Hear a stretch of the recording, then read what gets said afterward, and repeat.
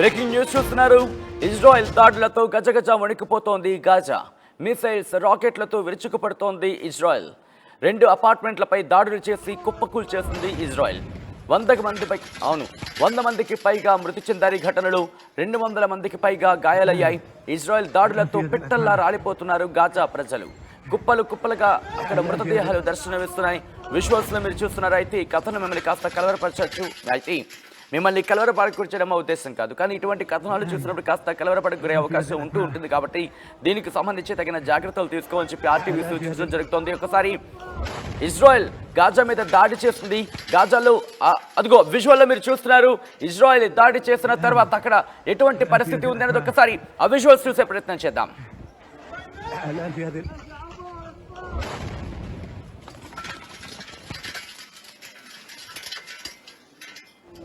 الآن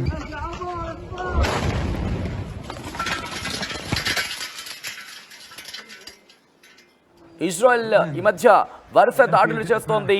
Gaza మీద Israel దాడులను వేగవంతం చేస్తుంది. ఎందుకంటే ఇటు ఇరాన్కి సంబంధించి ఒక్కసారి ఆ విజువల్స్ చూడండి.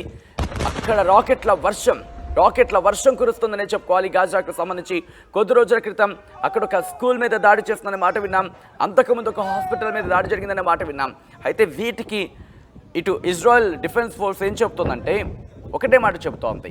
స్కూల్స్ కావచ్చు, లేకపోతే హాస్పిటల్స్ కావచ్చు, వీటిని హమాస్ తమ స్థావరాలుగా మార్చుకొని అక్కడి నుంచి ఆపరేషన్స్ చేస్తోంది. అందుకే వాటి మీద మేము దాడి చేస్తున్నామంటూ కూడా ఇజ్రాయెల్ చెబుతోంది. లెఫ్ట్ సైడ్ బాక్స్లో మీరు చూస్తున్నారు. ఏదో సాధారణంగా దీపాలకి సంబంధించి మనకి ఇలా మినుమిట్లు గొలిపే అటువంటి సినారియో చూస్తాం, కానీ అది అలాంటిది కాదు. రాకెట్లు, మిసైళ్లతో విరుచుకుపడుతోంది ఇజ్రాయెల్ గాజా మీద. ముఖ్యంగా హమాస్కి సంబంధించి ఇజ్రాయెల్లో చొరబడి ఇజ్రాయెల్కి సంబంధించి ఇబ్బందికర వాతావరణం సృష్టించిన తర్వాత ఇజ్రాయెల్ ప్రతిదాడులకు దిగింది. ముఖ్యంగా ఉత్తర గాజాకు సంబంధించి అందరూ వెళ్ళిపోవాలి, రఫా వైపు వెళ్ళిపోవాలని చెప్పిన సందర్భాన్ని చూసాం. ఈ నేపథ్యంలోనే అక్కడ శరణార్థి శిబిరానికి, అంటే దక్షిణ గాజాకు సంబంధించి కొంచెం ముందున శరణార్థి శిబిరం ఉంటుంది. ఈ నేపథ్యంలో అక్కడ ఇన్ఫ్యాక్ట్ శరణార్థి శిబిరానికి సంబంధించి అక్కడ వెళ్ళిపోవాలి, ఇన్ఫ్యాక్ట్ గాజాని విడిచిపెట్టి వెళ్ళిపోవాలనే సందర్భాన్ని కూడా చూసాం. కానీ అటుకు సంబంధించి మిగిలిన దేశాలు, అంటే రఫా బార్డర్ దగ్గర అటువైపు నుంచి ఎవ్వరూ కూడా అనుమతించని పరిస్థితి. ఇన్ఫ్యాక్ట్ ఆ నేపథ్యంలోనే ఇప్పుడు ప్రమాదకర పరిస్థితి తలెత్తిందంటే ఇక్కడ కౌనైన మాట వినిపిస్తుంది. ఒక్కసారి ఆ విజువల్స్ చూద్దాం, ఆ తర్వాత మళ్ళీ డీటెయిల్గా మాట్లాడుకుందాం.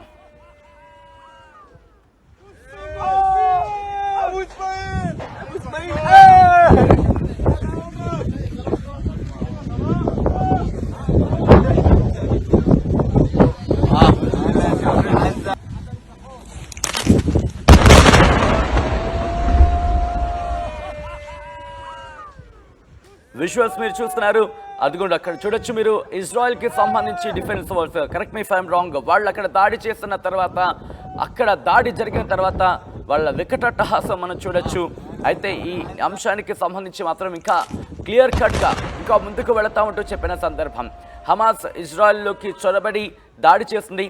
ఆ తర్వాత ప్రతీకార దాడులకు ఇజ్రాయెల్ దిగుతూనే ఉంది.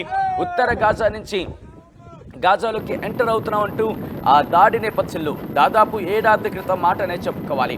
అక్కడి నుంచి ఎక్కడ కూడా గాజా మీద తమ దాడులను తగ్గించినది ఇజ్రాయెల్ రోజు రోజుకు పెంచుతూనే ఉంది. ఈ నేపథ్యంలో అక్కడ పరిస్థితులు ఎలా ఉన్నాయో చూసాం.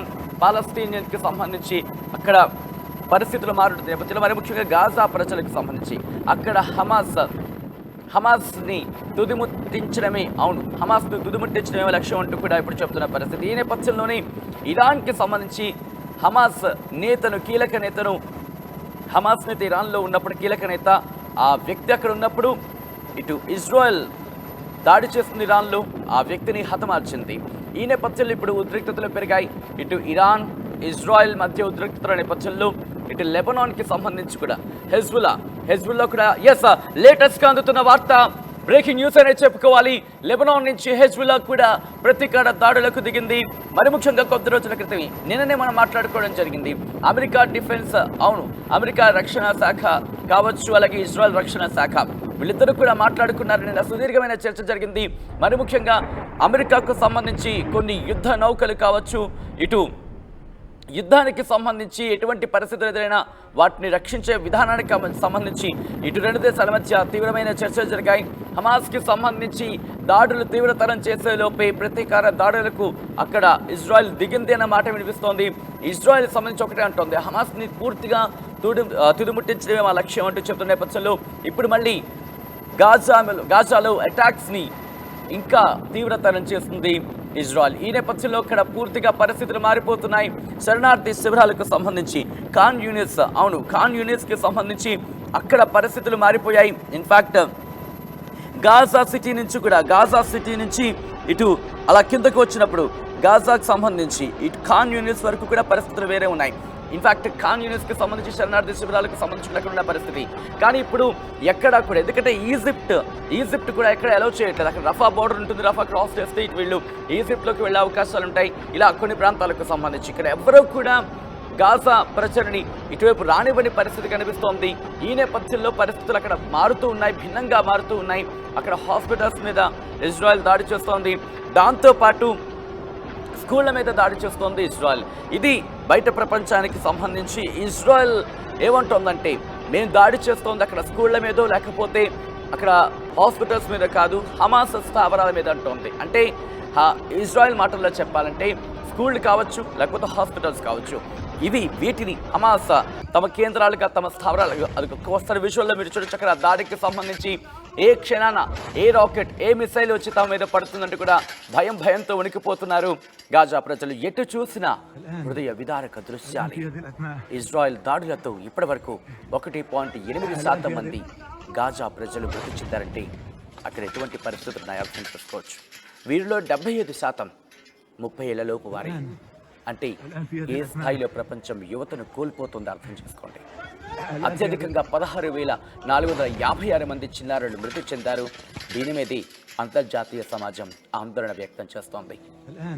చిన్నారులు మృతి చెందిన రెండు దేశాలకు సంబంధించి ఇష్యూలో చిన్నారులు ప్రాణాలు కోల్పోవడమా, ఇది కరెక్ట్ కాదంటూ కూడా అంతర్జాతీయ సమాజం గొంతెత్తి చాటుతోంది. అంతేకాదు 11,088 మంది మహిళలు కూడా మృతి చెందారు. 885 మంది వైద్య సిబ్బంది కూడా తమ ప్రాణాలు కోల్పోయారు. 168 మంది జర్నలిస్టులు తమ తుది శ్వాస విడిచారు. 79 మంది రక్షణ సిబ్బంది కూడా మృతి చెందారు. గాజాపై మొత్తం ఇజ్రాయెల్ 3,488 సార్లు దాడి చేసింది. 92,152 మందికి గాయాలయ్యాయి. అనధికారికంగా మృతుల సంఖ్య ఇంకా ఎక్కువగా ఉండే అవకాశం ఉంది అనే మాట వినిపిస్తోంది. విజువల్స్లో మీరు చూస్తున్నారైతే ఈ విజువల్స్ మిమ్మల్ని కాస్త కలవరపడి గురి చేయొచ్చు. అయితే మిమ్మల్ని కలవరపడి గురి చేయడం మా ఉద్దేశం కాదు, కానీ ఇటువంటి కథనాలు చూసినప్పుడు కాస్త కలవరపడి గురి అవకాశం ఉంటుంది. కాబట్టి దీనికి సంబంధించి తగిన జాగ్రత్తలు తీసుకోమని చెప్పి ఆర్టీవీ సూచించడం జరుగుతోంది. ముఖ్యంగా ఈ పోరు ఎక్కడి వరకు వెళుతుందనే అంశానికి సంబంధించి మాత్రం ఎందుకు నిన్న ఇన్ఫాక్ట్ ఏ క్షణాన్నైనా ఈ పోరు ఇంకా ఉధృతం అవ్వచ్చు, నేరుగా ఇరానే అటాక్కి దిగచ్చు అనే మాట వినిపిస్తున్న తరుణం. ఎందుకంటే కనుక ఆ ఏర్పాట్లు కావచ్చు, ఎందుకంటే అబ్రహీం లింకన్ వస్తుంది, దాంతోపాటు ఇప్పటికే ఉన్న కొన్ని ముఖ్యంగా యుద్ధ నౌకలు కావచ్చు అవన్నీ తిరిగి వెళుతున్న పరిస్థితి. సో అటువంటి నేపథ్యం పశ్చిమాసియాకు సంబంధించి ఉద్రిక్త వాతావరణం కనిపిస్తోంది.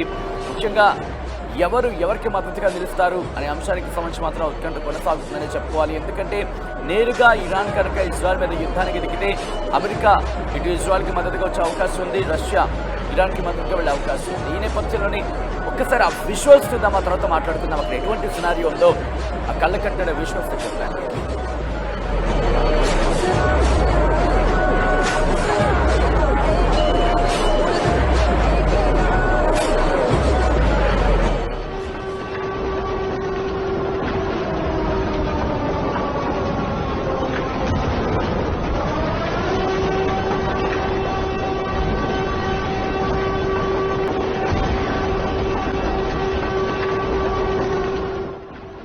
అది అర్ధరాత్రి లేదు, పట్ట పగలని లేదు. ఎప్పుడు చూసినా ఎక్కడ చూసినా ఒక క్వశ్చన్ మార్క్, ఒక భయం, ఒక భీతావాహ పరిస్థితి, ఒక ఆందోళన. ఎప్పుడు ఏం జరుగుతుందో అని చెప్పి గుండెలు పట్టుకుని బతుకుతున్న జనం. ఇది గాజాలో ప్రస్తుత వాతావరణం. ఇజ్రాయెల్ దాడులతో గాజా వణికిపోతోంది. బయటపడలేక ఉండలేక గాజావాసులు బిక్కుమంటూ బతుకుతున్నారు ఆ దేశంలో.